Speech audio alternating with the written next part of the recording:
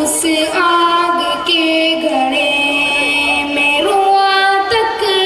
نہیں جلا،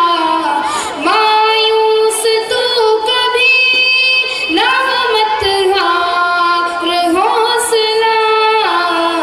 مشکل کے بعد آتا ہے آسان راستہ،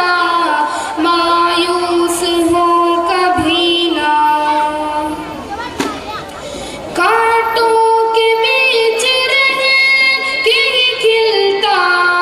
گلاب ہے، کیچڑ میں رہ کے چڑھتا کنول پر